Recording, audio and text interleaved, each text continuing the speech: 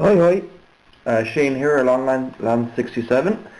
Just going to do a quick in-box review for Airfix's 1 to 76 scale King Tiger B with the Porsche turret. I picked this up in my local hobby shop. I feel it's a bit overpriced, almost €18.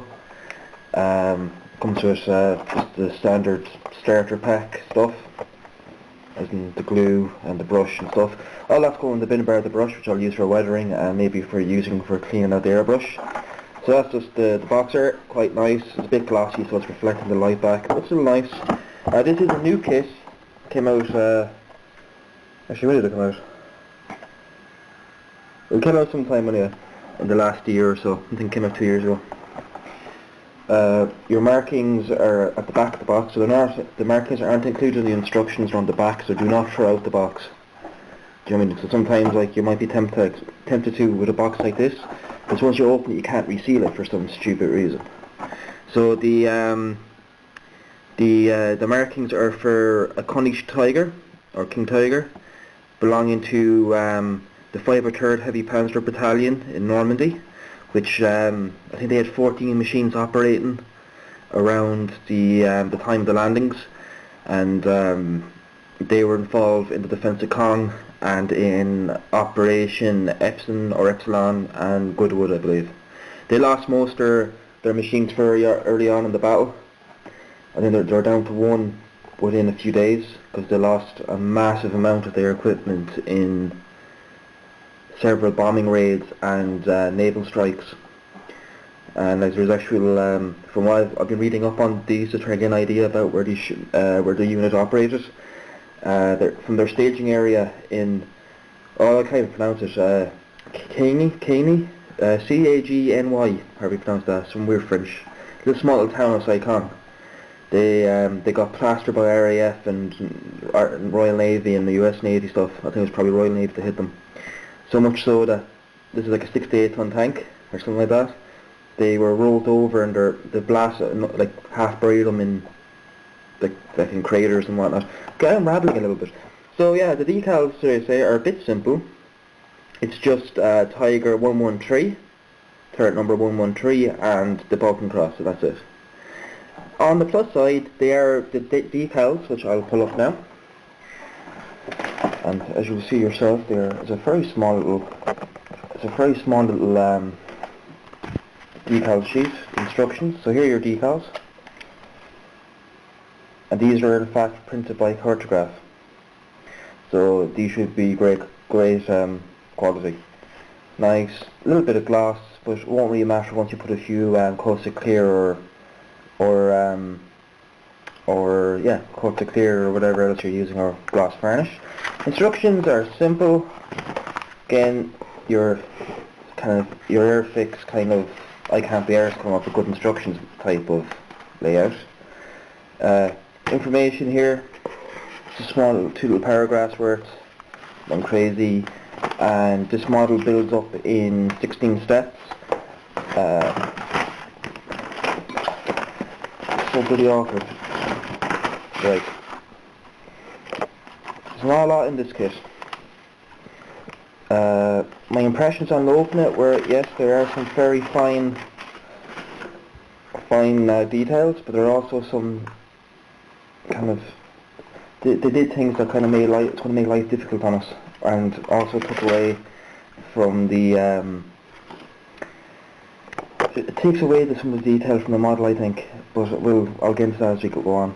So you get everything that's in one bag, which I've already taken the parts out of, with 3 sprues. Okay, and these, and I was actually a little bit disappointed. Look at that. These are the tracks that are coming in the kit, and they're bloody kinked to hell and back. These rubber band tracks. Now, if I dip these in hot water, maybe, and then tape it down to a flat surface, I might be able to get that kink out. I really don't know, but I was actually hoping this would be a Lincoln Lent style track, which I think Airfix really needs to stop using these shite tracks. This kit, apart from the tracks, would have been perfect for a beginner. And it was the same with me and anyone else who's built Airfix in the past. They try to market for beginners and intermediates, and then they give you lemons like this that could possibly turn someone off model making. So, and I've been online looking for replacements and I can't. There's no upgrades for this kit at all. Surprise, surprise, like. But so these are the only real disappointment, are these tracks. If I have to, I'll make it work. I'll try to find a way around it. So moving on, you get 3 sprues molded in a grey plastic. Get all of them in shot. There we go. Oh, camera slipping. I have the camera up in a small little box because someone, i.e. my dad, robbed my tripod. Lovely. So I'll pull up the main sprue with the upper hole. Upper hole, as you can kind of see from this strange angle. Detail is quite nice. It's quite crisp. Everything's kind of well defined, as in all the panel lines and rivets and whatnot. They even included, you can kind of see there on the front bow of the vehicle. I'll just turn around this way, might get a better angle. At the front bow of the vehicle, as you can see, they actually moulded on the power line even to the headlight, which is a nice addition. And then they wanted to round it off by moulding on the bloody tow cables and tools. Now I think they really should have left them off, because from the reference material I'm looking at the moment, it seems that all the Tigers attached to 103 had simmerts, and I was going to attempt to put simmers on the upper surfaces, or the horizontal surfaces, vertical surfaces should I say, with liquid green stuff. Apply really thin layers of it, and then actually stipple it in. Sorry, I have a tendency to explain with my hands, so I keep moving it out of shot, so I need to stop doing that. So I was going to try to stipple, or make a little tool to put the impression of the simmers. I can't do that now with the tools, because I have to cut them off, and I can't find a replacement. So unfortunately, I'm disappointed I couldn't. I really wanted to try it. So that's one little detail that's going to have to be left off, I'm afraid. If any of the lads out there doing the GB have other reference material on the contrary to tell me that some of the Tigers, Tiger 2s operating with them didn't have simmert, or there's some evidence to suggest they may not have, do let me know in the comments, because it would be very helpful, so I wouldn't know I'm not skimping out. Another little thing of note, and I think it was a bit of a shame they did it this way. If you see the way it's moulded onto the sprue, and look the size of the connector pins, right on the bloody fenders. That could potentially be a bollocks to clean. If you don't cut that right, or even do like the lazy way, try to snap it, you would take some of the fender with you. So I think that was a little bit overkill. And none of the other sprues have that type of big moulding kind of sprout, or what you want to call it. Now mind you, that was probably the only way they could mould everything in place, was to make it that big. Side skirts moulded on, and I'll try to do in such a way where the light isn't. There we go. So the side skirts is moulded on. As you can see, there is flashing on the bottom of the mudguards, but a little bit of standing and that's gone. Very impressively, actually, before I go on to the third. Watch. You see that? They actually put bottom hull details in. Tamiya doesn't even do that. Like, they even some of their later kits. Like, I know I built their Leclerc and all that, or Leclerc, the modern French battle tank, beautiful looking thing. That has a bit of detail on the bottom hull. But this is Airfix. We always kind of assume Airfix are the ones that kind of, because they market themselves for people new into the hobby, or people on a budget, they tend to leave things out. So that is well done. I have to say well done to them for doing that. You see the mount for the bow machine gun.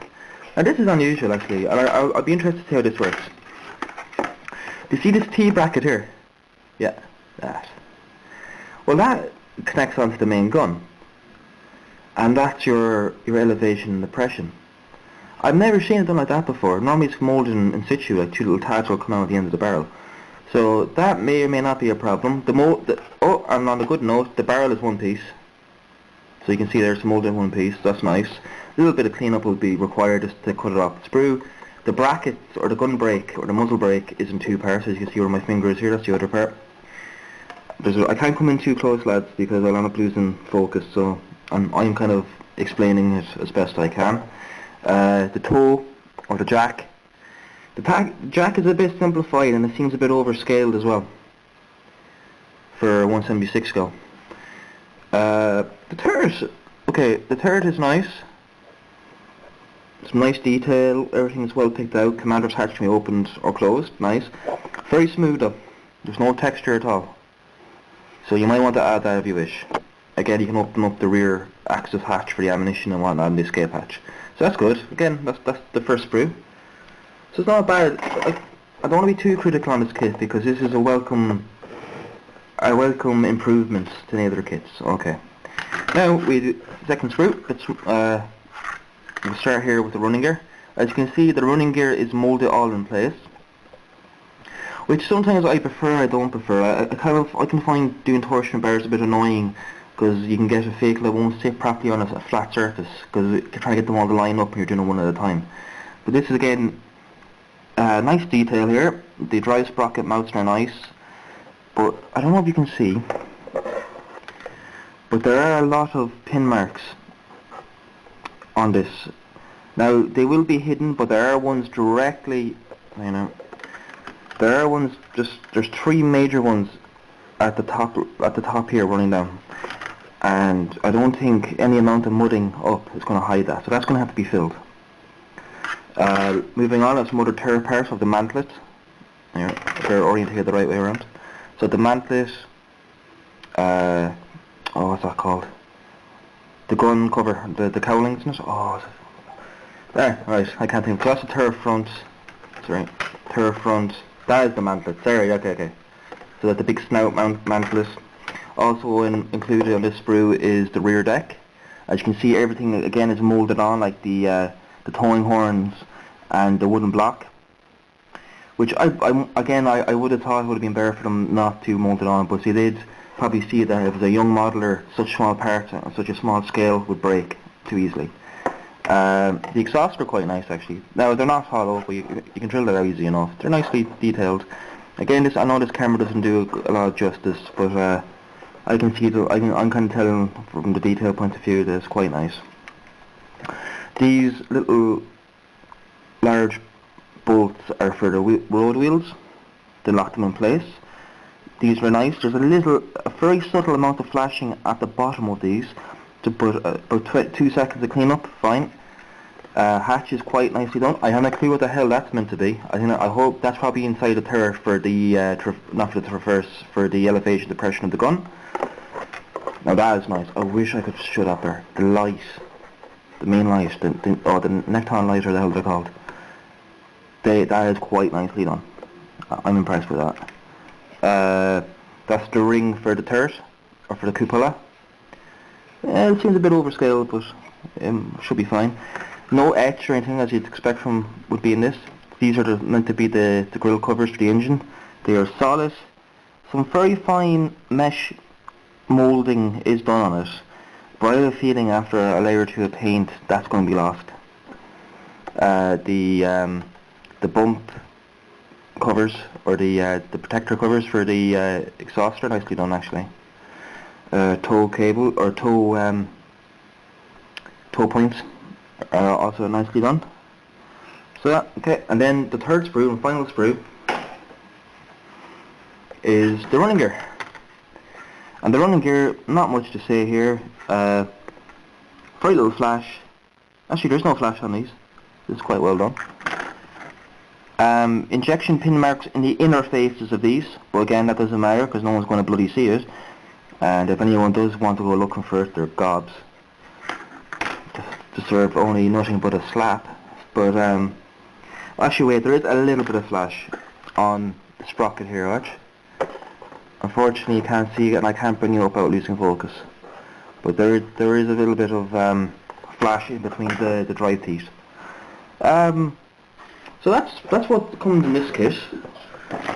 Horrendously overpriced for what you get at almost €20.